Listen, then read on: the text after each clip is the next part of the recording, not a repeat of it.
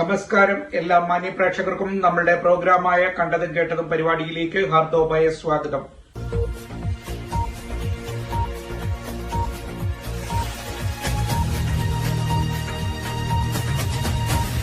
ഞാൻ നിങ്ങളുടെ സ്വന്തം സോണിച്ചൻ 40 ഇപ്പോൾ പുറത്തു വന്നിരിക്കുന്ന ഒരു വാർത്ത എന്ന് പറയുന്നത് വളരെ വിഷമം ഉള്ള ഒരു വാർത്തയാണ് ഇപ്പോൾ നമുക്ക് ലഭിച്ചിരിക്കുന്നത്.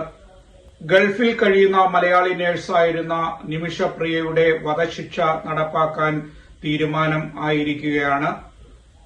യമൻ പൌരൻ കൊല്ലപ്പെട്ട കേസിൽ ജയിലിൽ കഴിയുന്ന നിമിഷപ്രിയയുടെ വധശിക്ഷ നടപ്പാക്കാനാണ് ഇപ്പോൾ തീരുമാനമായിരിക്കുന്നത്. യമൻ പ്രസിഡന്റാണ് വധശിക്ഷ നടപ്പാക്കുവാനായിട്ട് അനുമതി നൽകിയിരിക്കുന്നത്. യമനിലെ ഏറ്റവും പ്രധാന അന്തിമ തീരുമാനമെന്ന് പറയുന്നത് യമൻ പ്രസിഡന്റാണ് ഇപ്പോൾ വധശിക്ഷ നടപ്പാക്കാനായിട്ട് തീരുമാനം അറിയിച്ചിരിക്കുന്നത്. കൊല്ലപ്പെട്ട യമൻ പൌരന്റെ കുടുംബവുമായുള്ള അനുരഞ്ജന ചർച്ചകളെല്ലാം പരാജയമായതോടെയാണ് ഇപ്പോൾ പ്രസിഡന്റ് വധശിക്ഷയ്ക്ക് വിധിച്ചിരിക്കുന്നത്.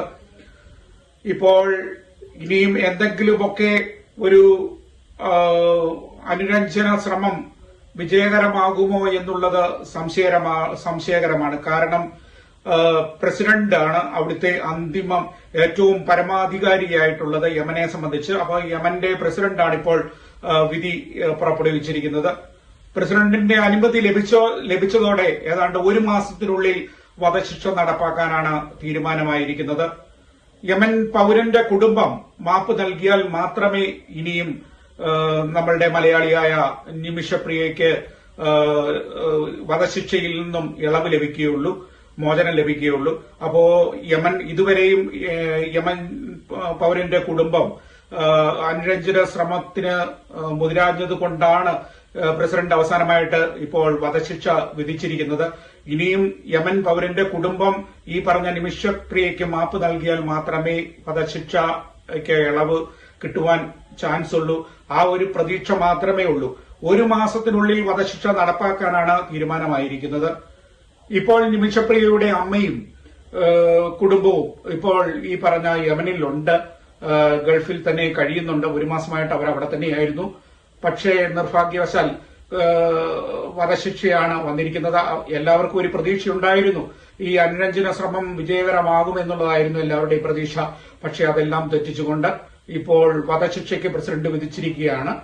അപ്പോ ഇനിയും നമുക്ക് പ്രതീക്ഷിക്കാനുള്ളത് ആത്മാർത്ഥമായിട്ട് പ്രാർത്ഥിക്കാം. എന്തെങ്കിലും തരത്തില് ഈ പറഞ്ഞ നിമിഷപ്രിയയുടെ കുടുംബത്തിന് നീതി കിട്ടുവാനായിട്ട് യമൻ പൌരന്റെ കുടുംബം മാപ്പ് കൊടുക്കട്ടെ എന്നുള്ള ഒരു പ്രാർത്ഥന മാത്രമേ ഉള്ളൂ.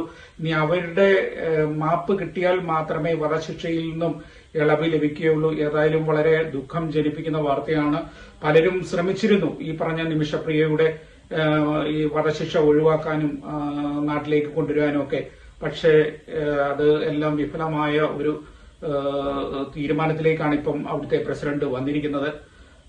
നമുക്ക് പ്രാർത്ഥിക്കാം ഒരു നല്ല ഒരു മാസത്തിനുള്ളിൽ ഈ പറഞ്ഞ വധശിക്ഷയിൽ നിന്നൊക്കെ ഒഴിവാക്കി കിട്ടാനായിട്ടൊക്കെ നമുക്കും പ്രാർത്ഥിക്കാം.